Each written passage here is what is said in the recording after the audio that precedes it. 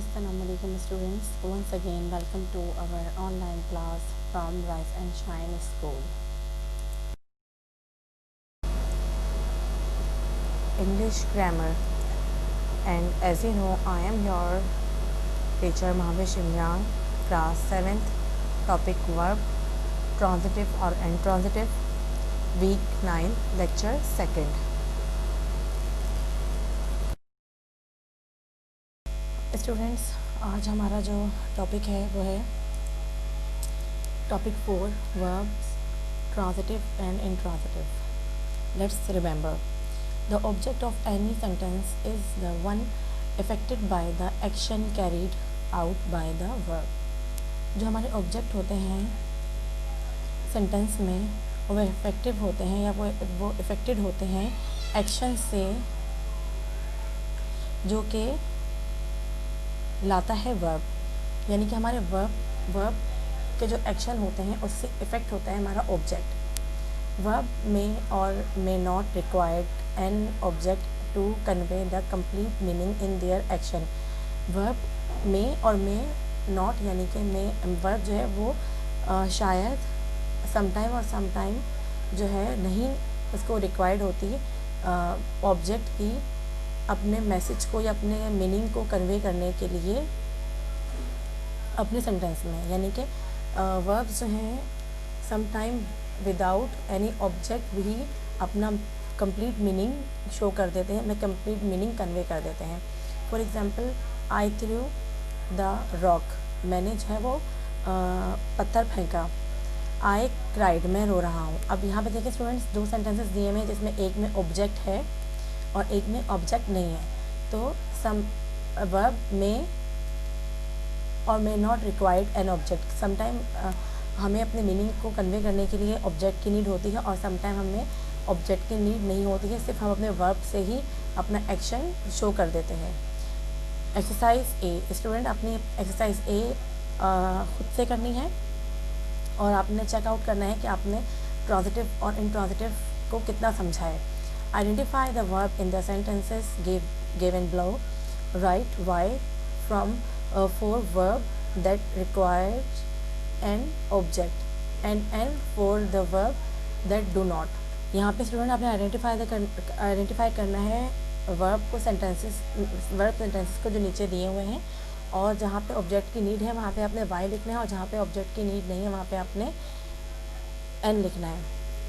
Verbs that require an object to convey the complete meaning of their action are called transitive verbs, and those that do not are called intransitive verbs. Students, verbs जो होते हैं उनको require होता है action अपने meaning को complete करने के लिए, और वो वर्ब्स जो जिनको अपने मैसेज कन्वे करने के लिए या अपने कंप्लीट मीनिंग को कन्वे करने के लिए ऑब्जेक्ट की नीड होती है उन्हें हम कहते हैं transitive verbs.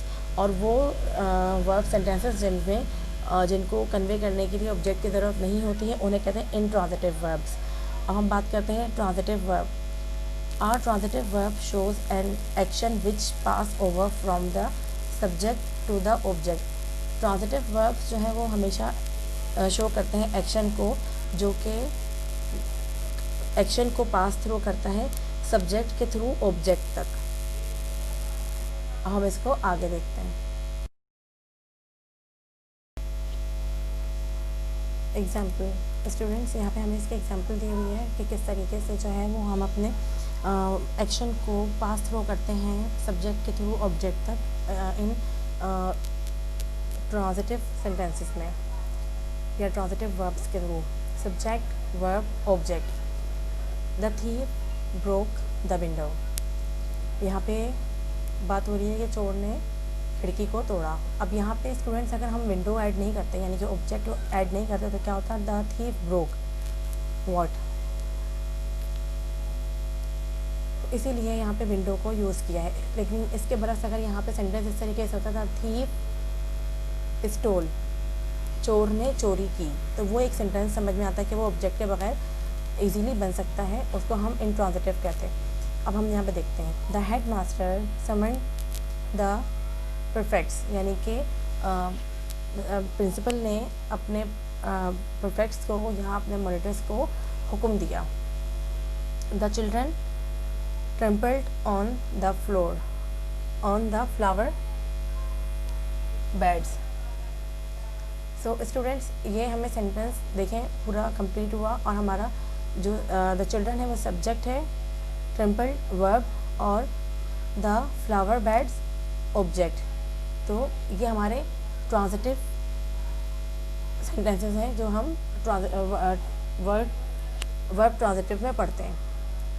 Exercise B, student complete the given sentences with suitable transitive verb from the box below. यहाँ पे आपको बॉक्स में ट्रांजिटिव वर्ब्स दिए हुए हैं, आपने इनको फिल करना है, और इसके भी आपको आंसर स्कोलॉजी पे हमारे फोल्डर में मिल जाएंगे इंग्लिश के। Some transitive verb can have 2 objects. बहुत सारे ऐसे ट्रांजिटिव वर्ब्स होते हैं जिनके 2 ऑब्जेक्ट्स होते हैं। For example, my grand parents give me a hug on my birthday. The child told us the truth. यहाँ पे हमारे पास 2 ऑब्जेक्ट्स मौजूद हैं हमारे सेंटेंस में।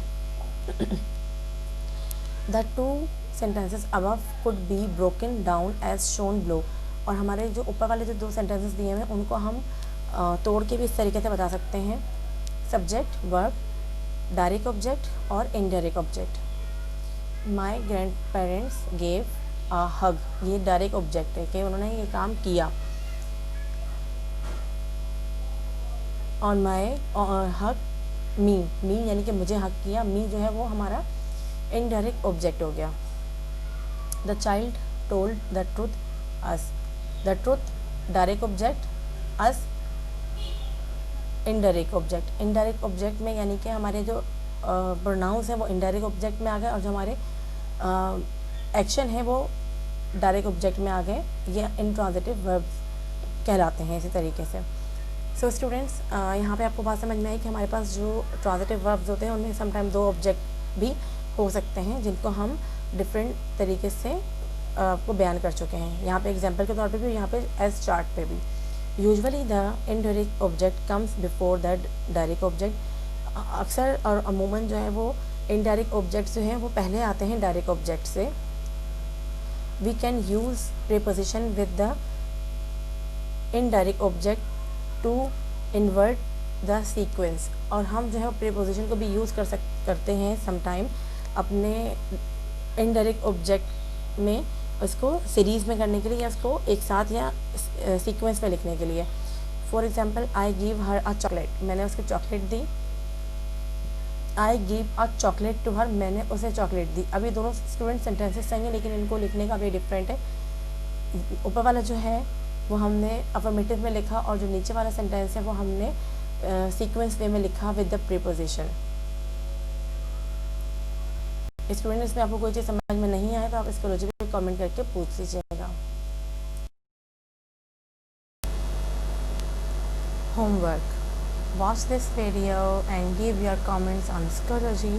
Write this all work into your grammar book. Students, आपने ये वीडियो देखनी है और आपने कमेंट करना है इसके हवाले से Schoology